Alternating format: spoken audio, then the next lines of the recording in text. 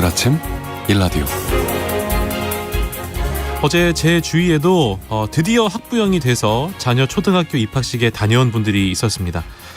초등학교 입학식과 관련해서 지역에 있는 도내 일부 학교에서는요, 올해 초등 신입생이 아예 없는 학교도 있었고요.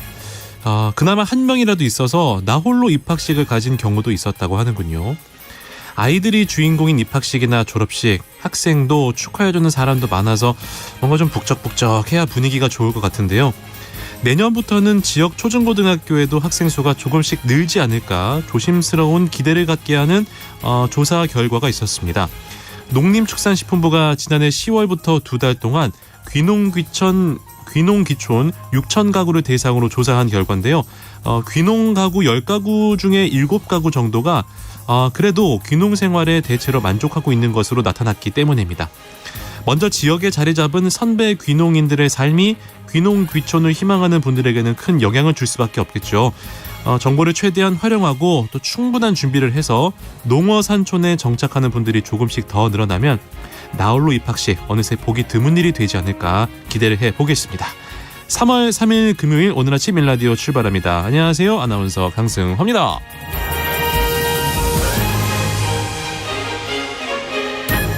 오늘 아침 일라디오 오늘도 여러분과 생방송으로 함께하겠습니다. 방송에 참여하실 분들은요, 단문 50원, 장문 100원이 드는 유료 문자 샵 9730 이용하셔도 되고요. 유튜브에 KBS 일라디오 공식 채널 검색하고 들어오시면 채팅창에 참여하실 수 있습니다. 콩 어플리케이션에서도 일라디오를 보이는 라디오로 함께 하실 수 있습니다. 자, 오늘은 3월 3일 KBS 공사 창립 50주년이 되는 날입니다. 자, 이와 관련해서 저희가 여러분께 퀴즈를 준비를 했습니다. 아주 멋진 퀴즈.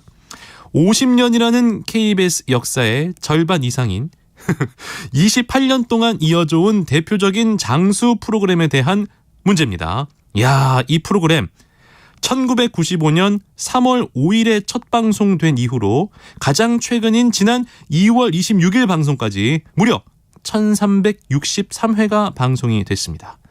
공식 홈페이지에 가보니까요, 이 프로그램에 대한 안내가 있었네요. 이렇게 돼 있습니다.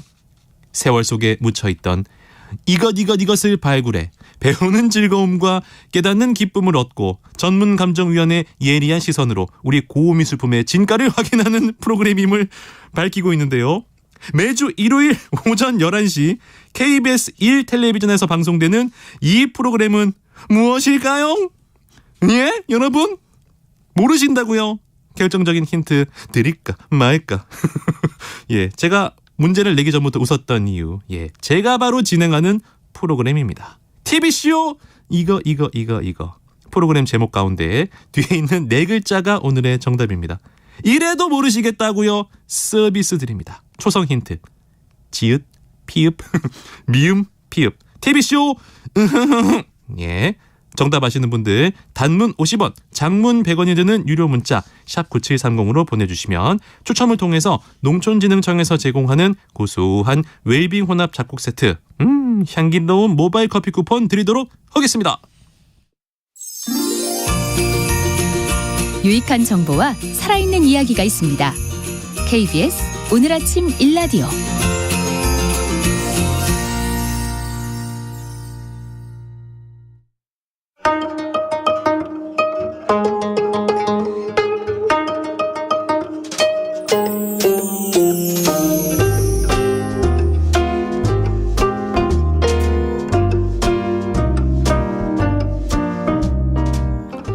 오랜 세월 속에 살아있는 아름다운 우리 고미술을 찾아서 감상하고 즐겨보는 시간입니다. 제가 너무나 좋아하는 코너, 설레는 새학기 기획, 오늘 아침 고미술 산책. 오늘도 국립민속박물관 오아란 학예연구사와 함께합니다. 어서 오세요.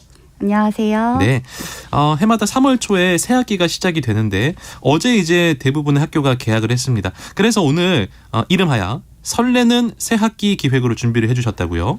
네, 직장인이 된 지금도 이맘때쯤이 되면은 새 책과 필기구를 가지고 등교를 준비하던 학생 시절의 추억이 떠오르곤 하는데요. 예. 네, 오늘은 학생들의 새로운 시작을 알리는 날 개학을 맞이해서 학교와 공부와 관련된 그림을 함께 소개하려고 합니다. 그때가 기억이 나세요? 네, 그럼요. 기억이 나죠. 아주 새록새록 아, 그래요? 생생하게 기억납니다. 너무 옛날이라. 지금은 이제 개학을 하는 곳이 학교지만 고미술 작품 속에서는 이제 서당이잖아요. 서당 네. 관련 그림을 많이 볼 수 있죠. 역시 잘 알고 계시네요. 예. 먼저 소개해드릴 작품은 우리나라의 대표적인 풍속화가 네. 김홍도의 그림 서당입니다. 이 그림은 18세기 말 서당의 모습을 생동감 넘치게 표현한 것으로 유명하죠. 네. 한 아이가 다리를 부여잡고 눈물을 훔치고 있습니다. 네. 또 왼쪽과 오른쪽에 줄지어 앉아있는 아이들은 간신히 웃음을 참고 있는 것 같고요. 가운데 앉아 계신 선생님의 표정은 참 오묘한데요. 네. 눈에서는 조금 안쓰러움이 다 맞아요. 느껴지는 것 같고요. 다문 입에서는 근엄함이 느껴지는 것 같습니다. 이 그림을 통해서 조선의 초등교육기관인 서당의 교육 방식을 엿볼 수 있어요. 향촌 사회에서 어린 아이들을 가르치기 위한 학교인 서당은 교육 장소에 따라서 종류가 좀 다양한데 김홍도의 그림 속에서 찾아볼 수 있는 서당은 바로 훈장이 자신의 집에서 운영하는 자영서당입니다. 그림 속에 등장하는 선생님을 훈장이라고 하고요. 네. 학생을 학동 또는 학도라고 하는데 학동들의 옷차림새를 보아하니 아이부터 관례를 치른 청소년까지 예. 다양한 학생들이 함께 공부했던 것 같죠. 이런 것이 가능한 것이 바로 서당의 교육 방식이 1:1 맞춤학습이었기 때문입니다. 서당에서는 예의 범절이랑 붓글씨 쓰는 법부터 시작해서 천자문부터 소학 같은 기초적인 유학 경전을 공부하는데요. 네. 글을 소리 높여서 읽고 외우는 강독의 방법으로 공부했습니다. 그렇군요. 네, 보통 그날 배운 것을 그날 다 외우고 가야 하기 때문에 네. 학생들에 따라서 진도가 다를 수 있는데요. 김홍도 그림 서당 속에서 눈물을 훔치는 아이는 아마도 그날 외워야 할 분량을 다 외우지 못하고 아하. 혼이 났던 것이 아닌가 아하. 싶습니다. 여봐라 개똥아 전자문을 퍼보거라. 하늘 천 따지 가마솥에 누룽지. 이놈! 이놈! 찰싹찰싹. 네. 그림을 너무너무 잘 그리셨어요. 네, 그렇죠. 진짜 이게 표정 하나하나가 살아있다는 게 네, 맞습니다. 김홍도 선생이 그림 볼 때마다 놀라울 따름입니다. 네. 지금 소개해드리는 고미술 작품이 궁금하신 분들은요. 콩 혹은 유튜브 KBS 1라디오에서 해당 작품 감상하실 수가 있습니다. 이제 새학기가 시작이 돼서 곧 있으면 뭐 봄소풍 같은 야외 활동도 학생들이 하잖아요. 과거에도 이런 활동들이 있었나요? 네, 있었습니다. 어. 조선시대 서당에서도 물론 야외 활동을 했는데요. 네. 수업 시간에 배운 내용들을 시험하기 위해서 정기적으로 산에 올라가서 암송도 하고 배웠던 내용을 묻고 답하면서 복습을 했습니다. 가끔은 들판에 있는 약초를 뜯으면서 풀 이름도 배우기도 하고 약간의 약을 만들어서 마을 사람들에게 나누어 주는 이를테면 체험학습, 과학학습 같은 공부를 하기도 했습니다. 네. 개항기 조선의 모습을 판화로 담은 영국의 화가 엘리자베스 키스의 그림 원산학자와 그 제자들 속에서 네. 이러한 서당의 야외 활동 모습을 살펴볼 수 있습니다. 개항지 중 하나인 원산의 어떤 서당 훈장과 학동들이 일렬로 걸어가는 모습이 발랄한 색감으로 그려져 있는데요. 제일 앞에 훈장님이 가고 그 뒤로 아이들이 줄지어 따르는데 미소를 머금고 있는 표정에서 오랜만에 나들이에 들뜬 학동들의 마음이 느껴지는 것 같습니다. 현장 학습에 들뜨는 것은 예나 지금이나 비슷한 것 같아요. 그러네요. 그림이 너무나 뭐 생동감 넘치고 참 좋은 그림입니다. 엘리자베스 키스의 그림 지금 보고 계시고 이제 그 서당이 공교육의 개념이라면 지금도 뭐 사교육이 뭐 참 우리나라에서 성행하고 있지만 당시에도 뭐 유력가의 자제들은 뭐 개인과외 같은 거 이런 거 한글로 제가 알고 있거든요. 네, 어떻게 알고 계셨죠? 이거 원고에 써 있네요. 저를 너무 과대평가하지 말아주시기 바랍니다. 사대부 가문에서는 서당에 아이들을 보내지 않고 훈장을 초빙해서 집에서 와. 수업을 하곤 했어요. 네, 이게 사숙이나 독서당이라고 하는데 이걸 바로 그냥 개인 과외 같은 형태로 생각을 하시면 됩니다. 네. 사숙 형태의 서당에서는 일가 친척의 아이들을 함께 공부시키기도 했어요. 이를 동량 공부나 어깨너머 공부라고 하죠. 이러한 사대부의 사숙 모습을 평생도라는 그림에서 살펴볼 수 있습니다. 평생도는 돌잔치부터 회혼례까지 조선시대 사대부가 일생을 통해서 겪을 수 있는 부귀 영화를 그림으로 표현한 것인데요. 먼저 보여드리는 그림은 문관의 평생도입니다. 돌잔치와 혼례 사이에 있는 두 번째 폭에서 앞서 설명드린 독서당의 모습을 살펴볼 수가 있어요. 네. 작은 별채 안에서 도포를 입고 있는 훈장과 서로 등을 맞대고 책을 읽고 있는 두 아이의 모습이 보이시나요? 네, 보여요. 네. 훈장을 향하고 있는 아이는 면강, 즉 책을 보고 소리내어서 읽는 훈련을 하고 있는 것 같고요. 뒤돌아 있는 아이는 배강, 즉 책을 외우는 연습을 아하, 하고 있는 것 같아요. 그렇군요. 또 서당 밖에서 책을 들고 서 있는 아이가 있죠. 있어요. 아마도 시험 순서를 기다리고 있는 것 같습니다. 떨리겠네요. 예. 네. 서당에서 조금 떨어진 곳에 아버지의 손을 잡고 네. 서 있는 아이도 맞아요. 있어요. 예, 예. 이 아이는 아마도 독서당에 들어오고 싶어가지고 아이고. 아버지를 졸르던 것이 아닌가 싶습니다. 입학 대기 중. 네. 이제 공부와 관련된 그림을 봤는데 사실은 예전에 이제 그 공부에만 뜻이 있는 사람이 있는 건 아니잖아요. 뭐 이렇게 그렇죠. 활을 쏜다든지 이런 그 무관을 기르는 뭐 기관도 있었을까요? 네, 있었습니다. 무관 평생도에 그 답이 있는데요. 지금도 고등학생이 되면 진로에 따라서 다양한 교육을 받잖아요. 네. 조선 시대에도 비슷했습니다.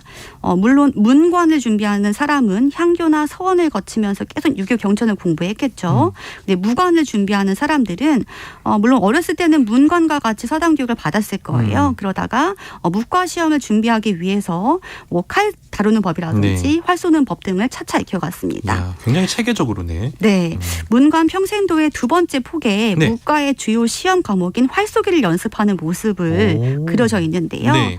활 쏘는 폼이 범상치가 않죠. 아, 그러네요. 네, 아마 오. 합격했을 것 같습니다. 지금쯤 태어나셨으면 올림픽 갑니다. 올림픽. 엑스텐. 과거에는 이제 여성이 남성에 비해서 교육의 기회가 많지 않았잖아요. 네. 그럼에도 불구하고 여성 교육의 시대상을 보여주는 뭐 상징적인 그림이 있을까요? 네네. 이번에는 여성 교육의 모습을 살펴볼 수 있는 국립중앙박물관의 평생도를 한번 보도록 하겠습니다. 네. 두 번째 폭인데요. 역시 상단에 그려진 안채에서 빨간색 방장을 친 방 안에 여성 3명이 있어요. 머리 모양을 보아하니 어머니와 아이들인 것 같죠? 네. 왼쪽 방에 앉아있는 엄마와 아이 사이에 바느질 바구니가 있는데요. 조선시대 여성의 교육은 주로 여성의 몸가짐, 역할, 그리고 가사 기술이 주로 된 교육입니다. 네. 특히 바느질, 길쌈, 부엌일 같은 거는 가사 기술이기 때문에 사대부 가정에서부터 일반 서민에 이르기까지 여성이면 누구나 습득해야 할 일이었거든요. 그래서 어렸을 때부터 어머니와 친척 아주머니한테 이런 것들을 좀 보고 들으면서 몸에 익히는 일이 있었습니다. 이런 것들이 그냥 자연스럽게 교육으로 이어졌다고 생각하시면 될 것 같습니다. 그렇군요. 여성들은 좀 더 생활에 유용한 이런 교육들을 하셨군요. 네. 이어서 가르침과 배움에 대한 열정이 담긴 그림 소개해 주신다고요? 네, 바로 책가도입니다. 책가도. 많이 보셨을 것 같아요. 이거는 진품명품에서 많이 봤죠. 네. 예. 책과 함께 도자기, 문방구, 향로, 청동기 등을 함께 그린 미나인데요. 책가도는 다 아시다시피 책가, 즉 책장 안에 여러 기물을 그린 형태와 네. 책가 없이 여러 기물을 그린 형태 두 가지가 있습니다. 느낌이 좀 다를 거예요. 이런 책가도의 유행은 정조대왕과 좀 관련이 깊은데요. 네. 정조는 책가도를 본인이 지향하는 문치주의를 표상하는 그림으로 활용하였습니다. 어자 뒤에 배치하던 1월 오봉도 병풍을 치우고 책가도 병풍을 세울 정도로 좀 의미 있게 생각했다고 해요. 사대부가에서도 따라서 설치하다 보니까 그냥 저절로 유행을 하게 된 것 같은데요. 네. 화면 전체를 채운 책장 모양의 격자 구획 안에 책가부로 묶인 책과 필통, 붓 같은 문방구도 있고 또 도자기, 화병 같은 것들도 함께 그려져 있는데요. 화폭을 가득 메운 책에서 나 언젠가 이 책을 꼭 다 읽고 말 거야. 그리고 진정한 군자가 될 거야. 라고 하는 선비의 다짐이 느껴집니다. 네. 새학기 시작하기 전에 문제집을 가득 사서 책장에 꽂으면서 좀 열심히 공부해야지 이런 열정을 조금 키웠잖아요. 네네. 네. 책가도에서도 그런 선비의 열정과 이성적인 그냥 공부에 대한 그런 관념들을 살펴볼 수 있는 것 같습니다. 책가도와 관련해서 한 가지 첨언을 하면 이게 그림의 네. 그 형식이 약간 동양화 느낌은 아니거든요. 네, 이게 이제 맞습니다. 이탈리아에 있는 스튜디올로 거기서 이제 하셨죠? 유래가 돼서 네. 그 그림이 청나라로 갔는데 네. 청나라에서 이제 정조가 청나라의 사신을 발견해서 맞습니다. 이런 그림을 배워왔고 이제 좀 약간 과시의 표현이죠. 네, 네, 맞습니다. 그 뉴스나 이런 데 보면 교수님들 책장에 책이 많잖아요. 네, 맞아요. 저는 제일 궁금한 게 다 읽으셨을까요? 인터뷰는 꼭 책을 배경으로 하시던데. 네, 아무튼. 비슷한 느낌인 것 하여튼 같습니다. 뭐 그런 네네. 이제 물론 학문을 중시한다는 개념도 있고 네. 거기에 더해서 내가 이렇게 좀 대단한 사람이다. 네. 위세를 보여주는 책가도. 네, 맞습니다. 이번 주 개학 시즌에 맞아서 이제 조선시대의 학교와 교육의 모습을 살펴볼 수 있는 굉장히 재미난 그림들을 만나봤는데 이제 며칠 있으면 절기상 경칩이거든요. 경칩과 관련된 고미술 작품도 있을까요? 네, 제가 가져왔습니다. 3월 6일이 24절기 중 세 번째 절기인 경칩인데요. 네. 경칩이 되면 삼라만상이 겨울잠을 깬다라고 하는 속담처럼 겨울잠을 자던 동물이 깨어나서 본격적으로 활동을 시작하는 시기입니다. 네. 그래서 경칩에 제일 먼저 겨울잠을 깨고 나와서 부지런히 알을 낳는 개구리를 소재로 한 유물을 소개하려고 합니다. 오.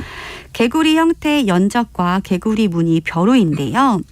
개구리는 문방구를 장식하는 문양으로 많이 사용되었어요. 그 이유가 무엇일 것 같으세요? 왜 개구리요? 개구리가 개굴 읊는 그런 느낌인가요? 글을 읊는? 아닌가요? 뭐지? 네. 개굴. 개구리가 뒷다리가 굉장히 길잖아요. 길죠. 그 높이 점프하는 그런 특징이 있습니다. 일종의 등용문 개념이군요. 네, 맞습니다. 관직이 올라가라. 네, 아하. 그렇죠. 움츠렸다가 멀리 뛰는 개구리의 모습을 학문적 성취를 위해 도약하는 선비의 모습에 비유한 거라고 할 수 있습니다. 네. 개구리 문양 벼루와 관련된 한시를 하나 소개해드리도록 할게요. 좋습니다. 이왕의 제자이기도 한 조선 중기의 선비 권홍원이라고 하는 사람의 한시인데요. 네. 아나운서님께서 읽어주시겠어요? 좋습니다. 오목한 자색돌에 한 움큼 맑은 물에 청개구리 잔물결 일으키며 논이네. 가련개도 끝끝내 연못안에 미물이니 어찌 빛하고 하늘 오르는 이묵이 되랴. 네. 아하. 개구리가 네. 용이 되어서 승천하길 바라는 선비의 마음이 좀 담겨 있는 것 같지 않으세요? 그래봤자 미물이니 가련하구나. 너무 아쉽지만 네. 아마도 그런 모습 마음들이 좀 표현된 한시이지 않을까 싶기는 해요. 네. 사실 권호문이 과거에 급제 합격하긴 했지만 네. 관직에 나가지는 못하거든요. 그래요? 그런 마음이 좀 표현됐던 것들이 아닌가 싶기는 해요. 개구리 하면 부모님 말씀을 듣지 않고 반대로 행동하는 청개구리나 예. 또 우물 안에 개구리라는 속담을 많이 떠올리시는 분들이 맞아요. 많으실 텐데요. 오늘 이후부터는 우리 조상들 특히 과거 합격을 꿈꾸던 선비들이 그랬던 것처럼 개구리의 도약과 성취의 상징도 함께 떠올리셨으면 좋겠습니다. 네, 새학기를 맞아서 우리 학생 여러분 모두 원하시는 바 다 성취하시기를 저희가 진심으로 바라겠습니다. 설레는 새학기 기획 오늘 아침 고미술품 산책. 오늘은 새학기를 시작하는 학생들을 응원하는 마음을 담아서 고미술 작품 만나봤습니다. 국립민속박물관 오아란 학예연구사와 함께했습니다. 고맙습니다. 네, 감사합니다.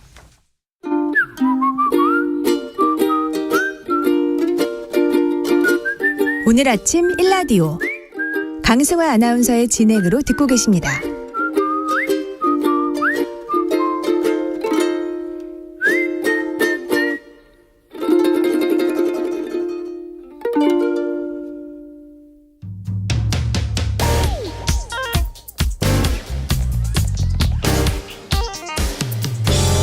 오늘 아침 뉴스 브리핑.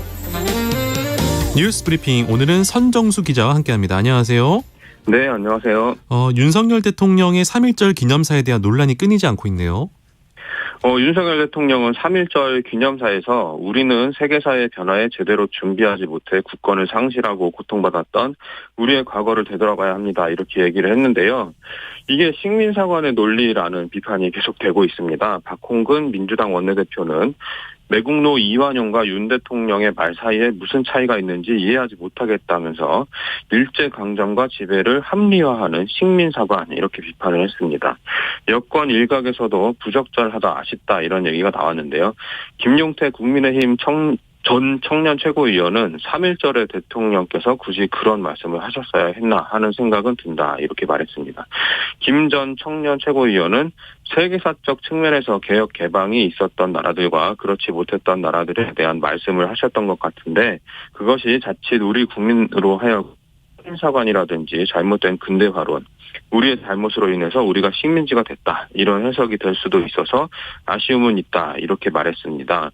이 논란에 대해 대통령실은 한국과 일본에는 두 세력이 있는 것 같다. 한쪽은 어떻게든 과거를 극복하고 미래를 향해 나아가자는 세력. 또 하나는 어떻게든 반일 감정과 혐한 감정을 이용해서 정치적 반사 이익을 얻으려는 세력이 있다. 이렇게 지적을 했습니다. 그러면서 과연 어느 쪽이 좀 더 국가 이익을 위해 고민하고 미래 세대를 위해 고민하는 세력인지 현명한 국민들이 잘 판단하리라 생각한다. 이렇게 덧붙였습니다. 네. 세종시에서 3.1절에 아파트에 일장기를 달아서 논란이 있었는데, 근데 이번에는 평화의 소녀상을 훼손한 사례가 발견됐다고요? 네, 세종 호수공원 내 평화의 소녀상에 씌운 털모자와 망토가 찢긴 채 발견돼서 시민단체가 경찰 수사를 의뢰하기로 했습니다.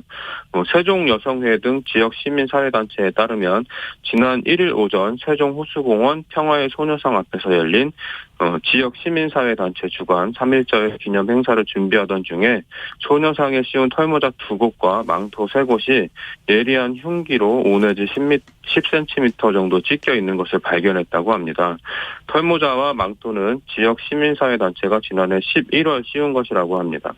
성은정 세종참여연대 사무처장은 이번 사건은 일제강점기 조국의 독립을 위해 쓰러져간 수많은 선조의 의기가 훼손된 엄중한 사안이라면서 평화의 소녀상 주변에 CCTV 한 대가 설치되어 있는 만큼 경찰이 이를 조회하면 누가 훼손했는지 알 수 있을 것이라고 말했습니다. 정부가 건설기계 조종사의 불법 부당 행위에 대한 면허정지 처분 관련 가이드라인을 발표했네요. 네, 이번 달부터 원래비를 받거나 공사 방해, 태업을 한 타워크레인 조종사의 면허를 최장 1년 동안 정지시키기로 한 건데요. 국가기술자격법은 타워크레인 등 건설기계 운전 자격 취득자가 성실히 업무를 하지 않거나 품위를 손상해 공익을 해치고 타인에게 손해를 입힌 경우 국토부가 자격 취소를 하거나 일정 기간 자격 정지 조치를 할 수 있도록 정하고 있습니다. 국토부는 자격 정지 대상이 되는 불법 부당행위 유형을 원래비 등 부당한 금품 수수, 건설기계를 사용한 현장 점거 등 공사 방해, 부당한 태업의 3가지 유형으로 구분했습니다. 특히 원래비 수수는 품위 손상의 주요 사례로 보고 입출금 내역을 토대로 면허 정지 처분을 내리기로 했습니다. 이에 반발한 건설 노조는 원래비를 받지 않고 그 대가인 장시간 위험 작업을 거부하겠다 이렇게 예고한 상태입니다. 네. 전세 사기 피해자가 극단적인 선택을 했다라는 소식이 있었네요. 네, 120억 원대 전세 사기 혐의로 최근 구속된 이른바 건축왕으로부터 보증금을 돌려받지 못한 피해자가 숨진 채 발견됐습니다. 어제 인천 미추홀 경찰서 등에 따르면 지난달 28일 오후 인천시 미추홀구 한 빌라에서 30대 A씨가 숨진 채 발견됐는데요. A씨 휴대전화에서 메모 형태로 발견된 유서에서 미추홀구 전세사기 피해대책위원회 활동을 통해 마음의 위안을 얻었다. 대책위 관계자와 지인들에게 고맙다. 이렇게 밝힌 내용이 적혀 있었으며 어려운 가정 환경 등을 언급한 부분도 있었다고 합니다.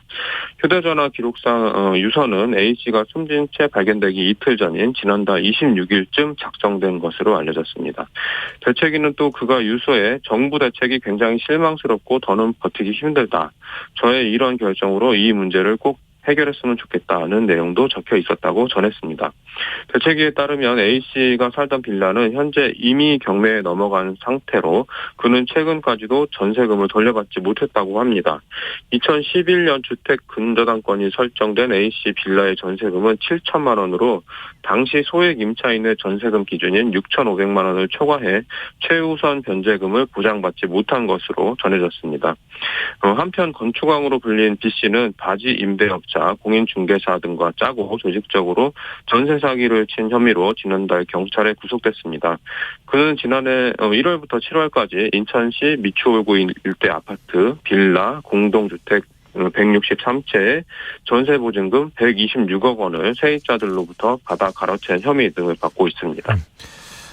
국민연금이 지난해 80조 원의 손실을 냈다고 하는데 국민연금 이제 이거 내기는 하는데 받지 못하는 거 아니냐라는 걱정이 더 커질 것 같네요. 네, 국민연금공단 기금운용본부는 2022년 한 해 국민연금 기금 운용 수익률이 마이너스 8.22%를 기록했다고 밝혔습니다. 2022년 연말 기준 적립금은 890조 5천억 원으로 900조 아래로 내려갔는데요. 지난해 1년 동안 투자 손실은 79조 6천억 원입니다. 국민연금은 지난해 수익률은 통화 긴축, 러시아 우크라이나 전쟁 등으로 인한 글로벌 금융시장 경색으로 마이너스를 기록했다 이렇게 밝혔는데요.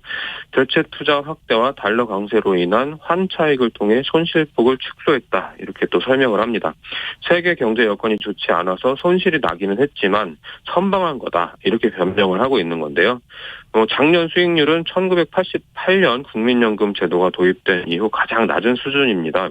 국민연금은 글로벌 금융위기가 닥친 2008년 마이너스 0.18로 사상 첫 마이너스 수익률을 기록했는데요. 작년 수익률을 자산별로 보면 국내 주식 마이너스 22.76%, 해외 주식 마이너스 12.34%, 국내 채권 마이너스 5.56% 등으로 잠정 집계됐습니다.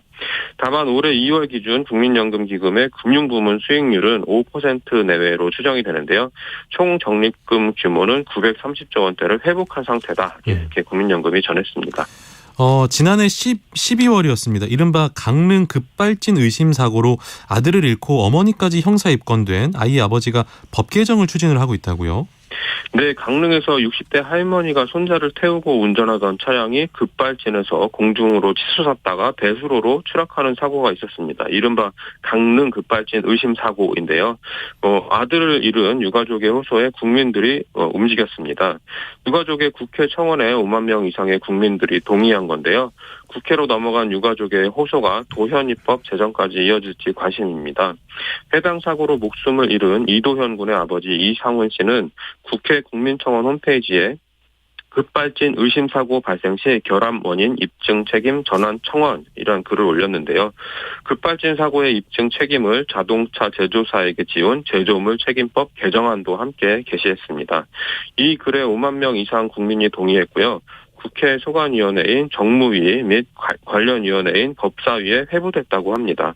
국토교통부에 따르면 2017년부터 2021년까지 급발진 현상을 신고한 건수는 196건이라고 하는데요. 전문가들은 하루에 한 건 정도, 그러니까 연간 한 400건 정도의 급발진 사고가 발생하는 걸로 보고 있습니다. 현행법은 비전문가인 차량 구매자가 급발진 원인을 규명해야 할 입증 책임을 부여하고 있습니다. 단 한 건도 급발진 사고가 인정되지 않은 이유이기도 한데요. 국회에서 과연 도현 입법 제정으로 이어질지 주목됩니다. 네, 뉴스브리핑 선정수 기자와 함께했습니다. 고맙습니다. 고맙습니다.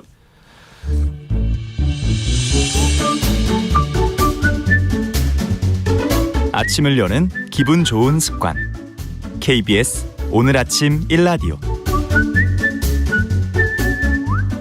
숲으로 가는 길로 이어가겠습니다. 오늘은 숲의 설가 김서정 작가와 전화 연결해볼게요. 작가님 안녕하세요. 네, 안녕하세요. 네, 오늘은 어느 숲으로 가볼까요? 네, 2000년 처음 시작한 제1회 아름다운 숲 전국대회에서 그 생명상인 대상을 수상했고 국가 산림 문화 자산으로 지정되어 있는 그 전북 남원시 운봉읍 행정마을 서숲입니다. 네, 아름다운 숲 전국대회에서 대상을 수상한 곳. 아름다운 숲 전국대회는 어떤 대회인가요? 네, 그 아름다운 숲 전국대회 취지는요.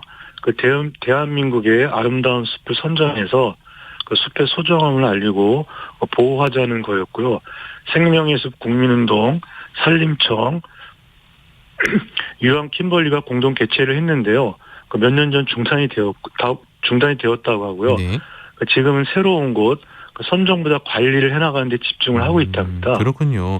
숲은 관리가 더 중요할 것 같은데 운봉 행정마을 서숲 대상을 받은 이유가 궁금하네요.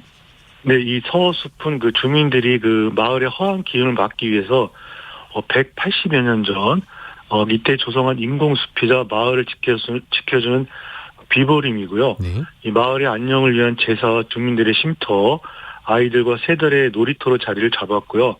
그 사람들 또한 숲에 깃들어 숲과 함께 살아간다는 이 생태적 진실을 잘 보여주고 있어서 제1의 아름다운 마을 숲으로 선정이 되었다고 하고요. 또 이 숲은 숲속 기온이 늘 섭씨 15도 안팎을 유지하고 있어 여름철에 그 뜨거울 때 들릴라는 그 마을 사람의 휴식처가 되고요. 또 이곳에 가면 서원나무 90여 그루가 심어져 있는데요. 그 푸른 세상을 열어주는 곳이다. 이런 여러 가지 그 취지로 아름다운 숲이 되었다는 안내판 내용이 있었습니다. 네. 그러니까 본래 자연에 있던 숲이 아니라 사람이 가꾼 숲이다는 말씀이신데 서나무 숲, 서나무만 90여 그루가 있으면 다른 나무들은 없는 건가요? 그 가장자리 느티나무 2그루 정도는 있었는데요. 네. 가서 보시면 서나무만 가득하다 이렇게 보시면 될 것 같고요. 그래서 그 들판에 나무들이 모여 있는 걸 가서 보면은 막 그 마을에 가면 그 천하대장군, 지하여장군 그런 장승들로 보이기도 해서 듬직했고요. 또 깊은 숲처럼 마을이지만 깊은 숲처럼 보이기도 했고요. 이 멀지 않은 곳에 그 지리산이 보입니다. 그래서 지리산 봉우리들과 연결이 되면서 굉장히 독특하면서도 마음이 안정을 주는 그런 느낌이 들었습니다. 네, 마을을 지켜주는 비보림, 인공숲, 서나무숲. 뭔가 그 전설 같은 이야기가 전해질 것 같은데요, 작가님. 네, 있습니다. 그래서 이 생명의 숲 홈페이지에 실려 있는 아름다운 숲 이야기에서 이 서호숲 글을 찾아보니까요. 네. 그 180년 말씀드렸는데 180년 마을을 일구 시작하는데 한 스님이 지나가다가 들판 가운데는 마을의 터로 좋지 않은데 왜 하필이면 이곳에 터를 잡느냐 하면서 사람들을 뭐라고 했답니다. 근데 아무도 스님의 말을 기울여 듣지 않고요. 마을을 읽었다고 하는데요. 얼마 지나지 않아서 사람들이 질병을 죽기 시작했답니다. 그때 다른 스님이 이렇게 지나가다가 보고요. 마을 북쪽에 성을 쌓으면은 애군을 막아서 더는 불행한 일이 일어나지 않을 것이다.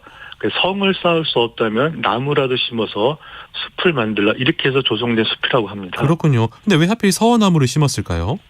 예, 이 서나무는 목재 가치가 굉장히 떨어지는데요. 사람들이 생활에 잘 쓰지 않습니다. 그래서 오래 살아남을 수가 있었고요. 이 북쪽의 애군이라는 것도 사실은 북쪽의 찬 공기인데요. 이 찬 바람이 마을에 바로 들이닥치면은 너무 추워서 이제 사는 게 굉장히 어려울 것 같은데요. 네. 그래서 우리가 잘 살기 위해서 비보림을 조성하는 건데요. 이 풍수지리에 쓰는 비보는 부족한 것을 보완하다는 뜻입니다.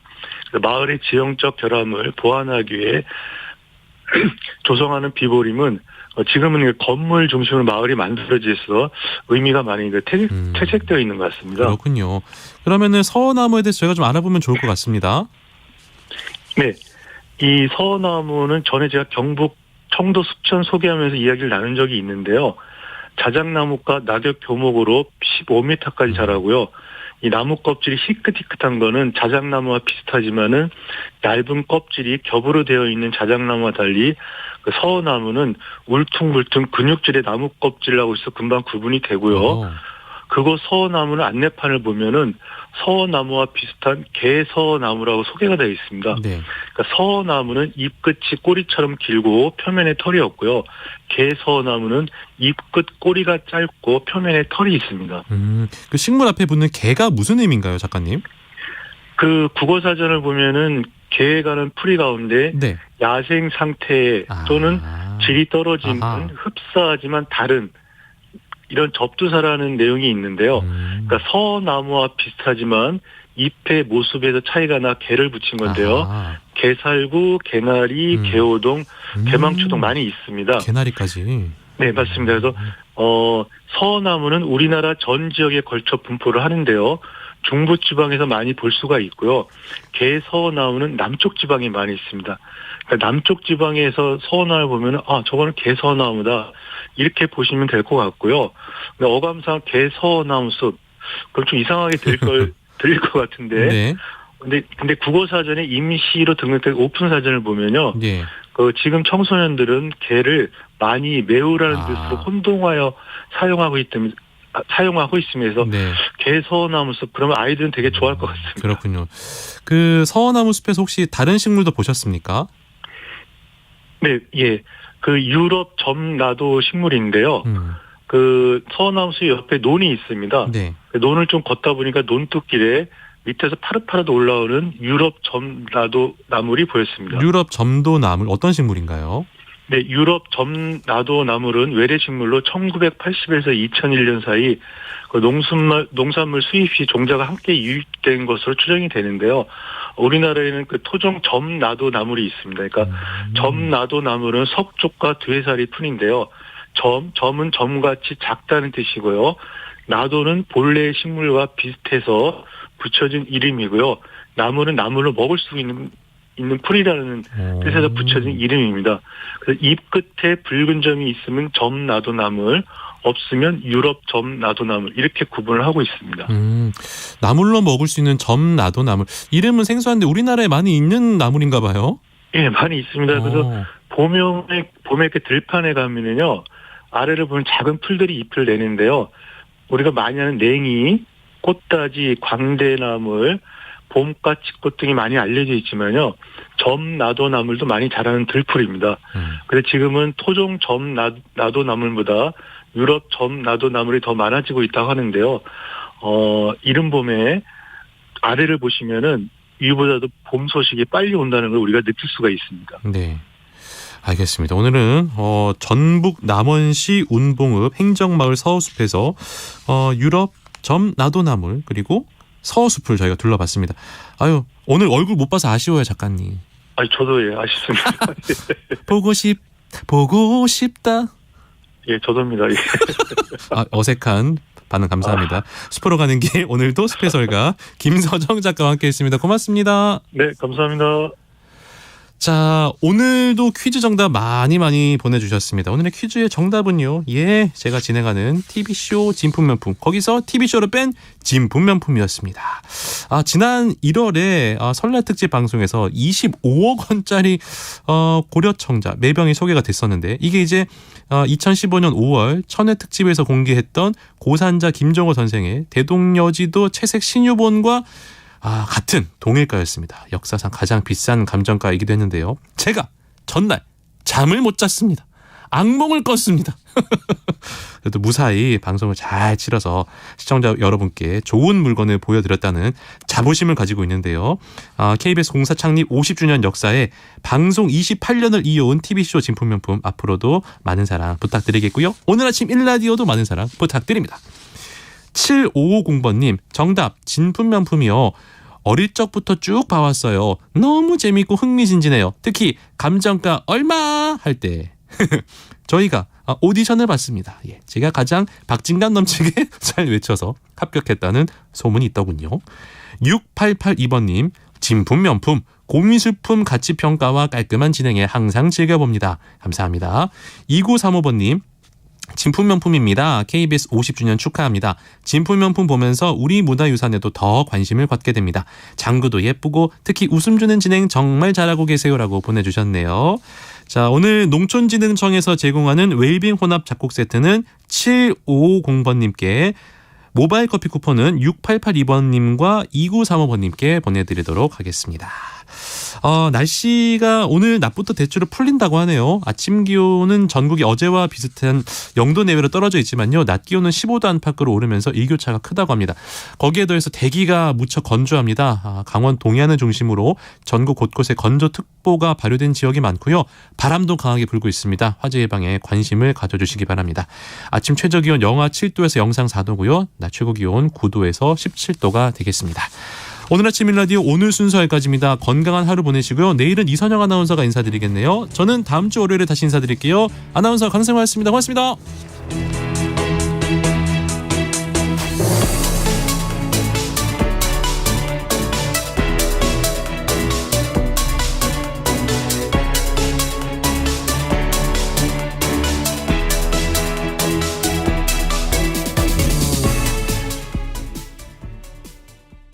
여러분, 60, 70년대에는 주택지붕으로 성면이 들어간 슬레이트를 사용했다는 거 아시나요? 훼손된 슬레이트 가루가 폐로 들어가면 암을 유발하기도 하는데요.